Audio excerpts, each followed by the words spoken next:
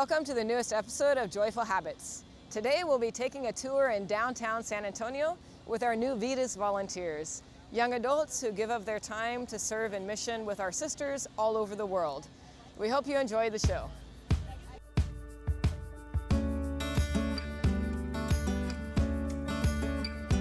Okay, my name is Kylie. Tatum Ulrich. Brigida Kaiser. My name is Kaylee. I'm Alexandra. My name is Natalia Gomez Salinas. My name is Cielo Medina Ardizi. My name is Monica. My name is Jocelyn Leon.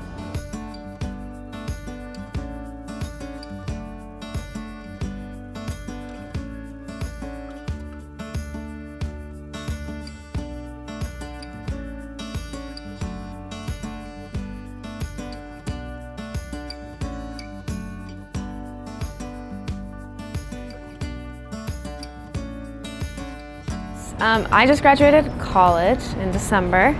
I'm still discerning what God's call for me is, but I do know that it's to be a person for others. And I have a dear friend who works for the sisters. She told me about the Vidas program. At the same time that I was talking to Sister Sydney about it, I was accepted into the Peace Corps. And so I had a decision between work for the government, be an English teacher, live with sisters, grow closer to the Lord, and find him in community, also teach English to a community that's highly in need. And so I discerned Vidas.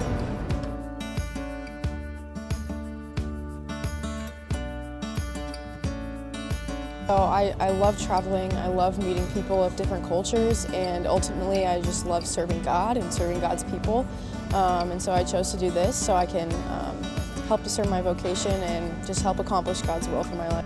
I'm interested in doing social work, and I really love working with kids. And there's a lot of Haitian refugee children in the Dominican Republic. So I'm excited to get to work with them, get to teach English, and learn Spanish. Welcome to the Alamo. My name is Ernesto Rodriguez. I am the Senior Curator, Historian, and Lecturer for the site. So I'm really happy that you're here because this is an important place, right? When we talk about mission, right, the Alamo is founded as Mission San Antonio de Valero in 1718. And the thing about a mission is that most people don't realize that a mission is not just church. It's a university, basically. You learn religion, language, a trade, and civics, so that when you go out into the town, you know your role in society. So we'll walk up so that I can show you some of the features of the church.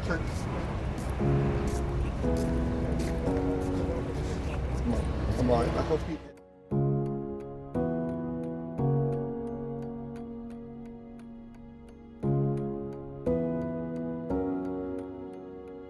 So during the mission period, this building was not completed. So when you look at the floor, again, this is a modern floor put in 1937. This was put in because the city of San Antonio fixed the streets and they raised the level up, so water started coming in. And so to prevent that, they raised the level up so the doorways are shorter because of that reason. The other thing is this roof that you see on there today, that was added in 1920 to replace the first roof put on in 1850. The first roof was a wooden A-frame roof, and that's why they put the famous design on top to hide the ugliness of that roof. We are about to undertake another big project. This roof is going to be switched out. And the reason is it's not doing the job that it's supposed to do. You know, water is not our friend. And so as a result, it's not allowing for the flow of water to leave. And so it's causing issues with the structure, so we're going to replace this roof with a new roof. And so as a result, there's archaeology happening all around. Our conservation team is prepping to make sure that everything is ready to go. And so we've had a conservator on staff basically since about the year 2000. And when they started with one project, and it was a mother and daughter team. And the project was to prepare the two side rooms, a temporary sacristy and a sacristy, for guests to be able to walk through. Prior to that, those rooms were closed, so you could not go in there. So I remember coming in and They were working on removing the layers of whitewash because the U.S. Army loves whitewash. And what they found were frescoes. So the mission at Valero actually had artwork on the walls. And so we didn't know that. And so the minute that happened, we were excited because there's artwork at 2 of the missions now. And so it's an exciting part. One of the other things that they do is that they're making sure that everything is stable so that when the new roof goes on, we're ready. And so it's an exciting time to be here because you all picked the perfect time. We're about to shut down in a few months to start this project. So you all picked the perfect time. So what happens is, right, so you have Spain here, and then 1810, the Mexican Revolution of 1810 starts, and it's an independence movement. And Texas is part of that. We're part of Mexico. So in 1821, we become a republic with Mexico, right? So we're part of Mexico. We're adjoined to the state of Coahuila, which is in the northern part of Mexico today. So it's Coahuila y Texas. Well, it is a republic, and Mexico notices there's a problem. Well, how do you protect your borders? Well, you put people. So they ask for colonization to start. So the first 300 come in with Stephen F. Austin, and they establish the town of San Felipe to the east. And then it starts to grow and grow and grow. And within 4 years, there's a census done, and they find out that for every native-born Texan, there are 10 people that are not. And there's a population of immigrants that numbers about 30,000. So Mexico has to make a decision. What do? It's getting out of control. So they pass a law. And that law is the law of April 6, 1830, in which immigration is not going to be allowed from any country that borders Mexico. They're mainly concerned with one country, right, the United States. But people keep coming. In 1833, there's an election. And that election is for president of Mexico. And Texas is all excited because there's a guy running for office that believes in the republic. He's a federalist. And it's Santa Ana, Antonio Lopez de Santa Ana, and he's elected president.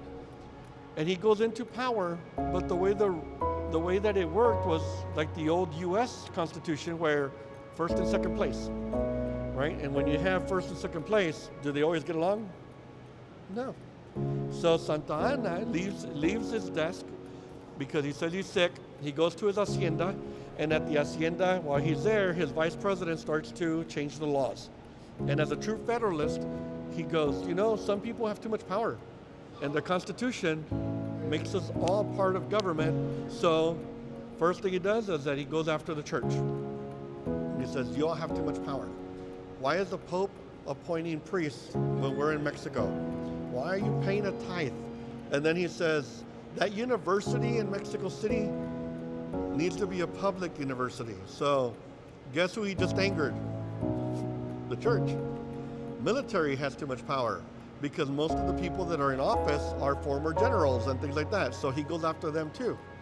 And then he goes after the landowners. And so the 3 groups that get you elected in Mexico, go talk to the president of Mexico. And they tell him, you need to do something about your government. So he goes, okay, I need to enact special powers within the Constitution so that I can fix this. They go, fine. He goes back to Mexico City, centralizes all authority in Mexico City. Civil war breaks out, and Texas is part of a greater civil war. It just so happens that our role in that civil war will shift, and we will start seeking independence. And so we begin to look for an independent Texas. And so when this battle happens during that revolution, it's a defeat for the Texans. They lose the San Antonio River line portion, right? Because we're on the San Antonio River. San Antonio River divides the colonies with the interior Mexico. And so when this falls, it's a traumatic event for Texas. 90 miles to the east on the other point on the San Antonio River line, and the other major roads that come into Texas is the town of La Bahia or Goliad. That falls in late March. So now the entire river line has fallen.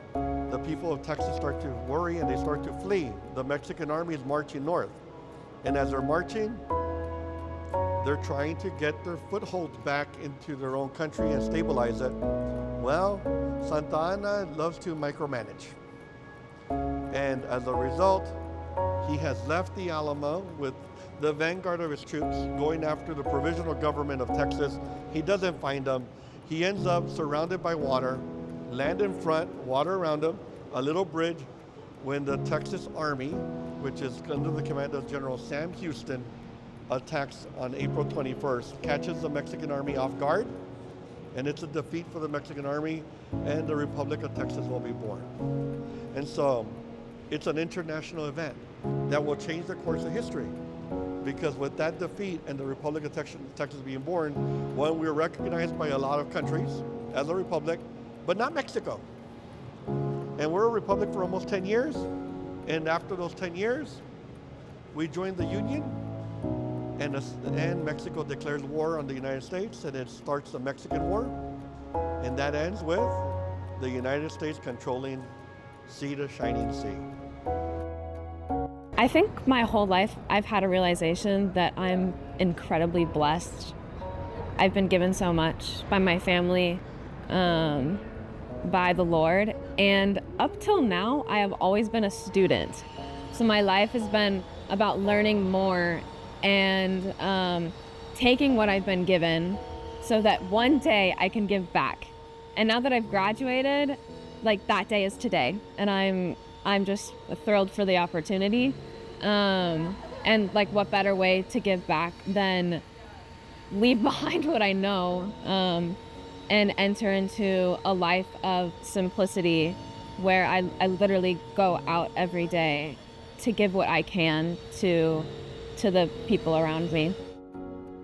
Sí, pues toda mi juventud pasé con las hermanas salesianas porque fui a la escuela que tienen en Laredo, Texas, y pues siempre he visto esa misión de comunidad y servir a otros, y estoy en un punto de mi vida ahorita que tengo tiempo para servir a otra gente y también en querer ver qué será mi vocación, si mi carrera en Speech Language Pathology o quizás la vida religiosa. Entonces también siento que ayudaría en no solo ayudar a la comunidad, pero también fortalecer mi fe y poder compartir esa fe que yo tengo con los demás. I loved the Salesians when I met them, and so I really wanted to just learn more about the sisters, spend more time with them, and I really want to teach. That was my goal after graduating, so I'm excited for the opportunity to serve as a teacher in the schools where the Salesian sisters are. I decided to serve because I saw when I met the Salesian sisters, and I learned about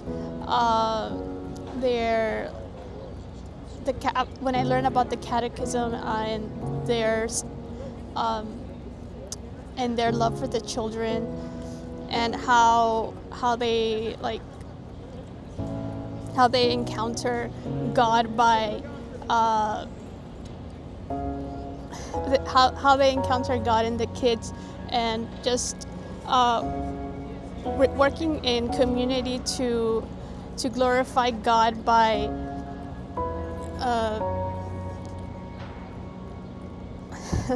by dignifying them and teaching others to seek out for their human rights, for like a better future through teaching kids that they're loved, that Jesus loves them. I actually met the sisters at Seek, which is a large Catholic conference, about a year ago. And so there, Sister Elfie, who's one of the vocation directors for the Salesians, she told me about VITAS, this service program. And I was talking to her about discernment, and over a few months I sort of realized that I wanted to do this program after I graduated college, which I just graduated in December. And I think really what was motivating me was the desire to serve God by serving others, and also to receive from them the love of Christ and to grow in my faith as well. Yeah, so I'm really looking forward to it. So I always knew I wanted to serve the church in some way, especially now that I'm just graduated college. I knew that I needed to serve my church. And so in looking in different ways like of how I could do that, I found that the youth was specifically calling to me. I love serving the youth. And it's just like a line of like connections. For example, my mom grew up Salesian, and so she always encouraged me to follow a Salesian route. And just meeting Sister Sydney, starting to talk to her about what mission opportunities they have, I found Vides. I was like, oh, that's perfect. I could serve as a lay missionary, serve the church, and serve the youth at the same time. And I was just like, that's perfect for me. So I'm actually discerning with the Salesian sisters to become one. And so my vocation director suggested doing Vides as kind of a time of preparation before entering with the sisters, hopefully this August. So I'm excited to get to live with them and to put my talents to use in serving others. For me, I think it's thinking less of myself and more about the needs of others and how I can take all the blessings and the talents that God has given me and use them to bring joy to others, to draw them closer to Christ, but ultimately to just think more about them than about myself. This is one of those special places because it allows us to showcase more artifacts than we ever have. And one of the fun things is when we moved artifacts into this building, our old exhibit was about 75 objects. The welcome wall has over 100. So we're showing more than we ever had. And our collection is over 4,500 objects and growing. So we're excited because we're able to do more. They asked, what shall we do? Shall we have the Phil Collins Texana collection on exhibit? Shall we do another exhibit? I said we should do the collector's journey because our collection is made up of many collectors. And Phil Collins, the musician, was a big part of that story. And you think about how did he start collecting? Well, he starts because of pop culture. He's watching as a kid, he was watching Davy Crockett, King of the Wild Frontier. He starts to read about the Battle of the Alamo and he falls in love with the battle and the site. And then when he is at home in 2004, he's given a gift, and it's a document signed by John W. Smith, one of the couriers for the Alamo, and he decides that he wants to own as much as possible from the Texas Revolution, and he begins collecting, and within 4 years, he has the largest Texana collection outside of the United States. It's in a chateau in Switzerland, and then in 2014, he decides to donate it to the people of Texas, and it's what really starts the movement to build the world-class museum. And so, he's a very important person to our story. And when you look at this wall here, this is the welcome wall. This is a snapshot of our collections. We have everything from Native Americans onto how people remember the Alamo. And right in the middle, number 26, which is a rifle, flintlock rifle, that belonged to the actor that played Davy Crockett for Walt Disney's Davy Crockett, King of the Wild Frontier, Fess Parker, a Texan.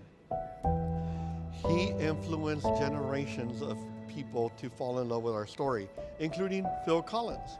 And so when you look at that and then you look right across at Phil, there's that connection.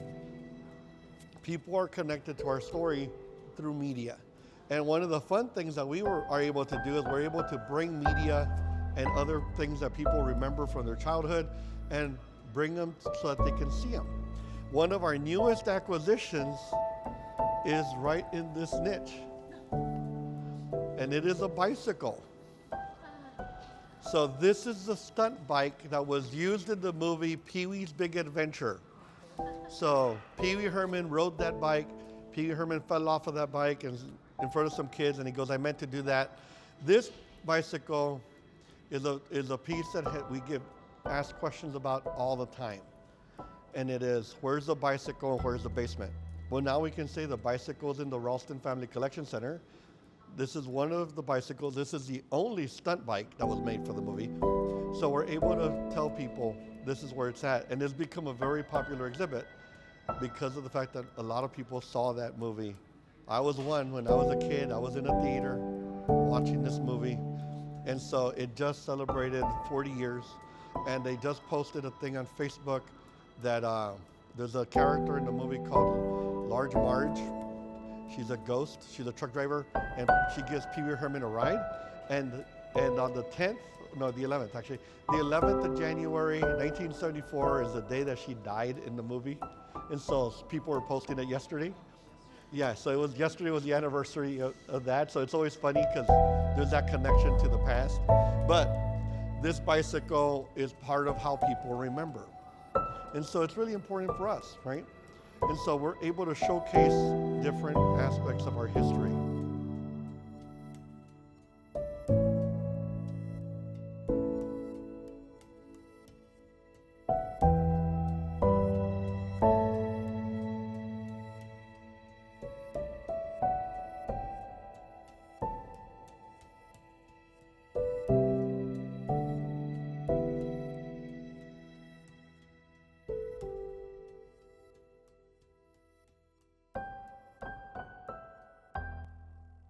And we want to say, Ernesto, thank you so much. My pleasure. It was beautiful, amazing, wonderful, and to learn so much more about the history of this place. So Thank you. it's good to know you enjoy what you do. No, I love what I do. And as you all go out to the world, be very careful. And come back in 2028 when everything will be completed and you'll be able to see a state-of-the-art museum with a 4D theater, exhibits, and this entire plaza redone. Wow. All right, guys, reunion.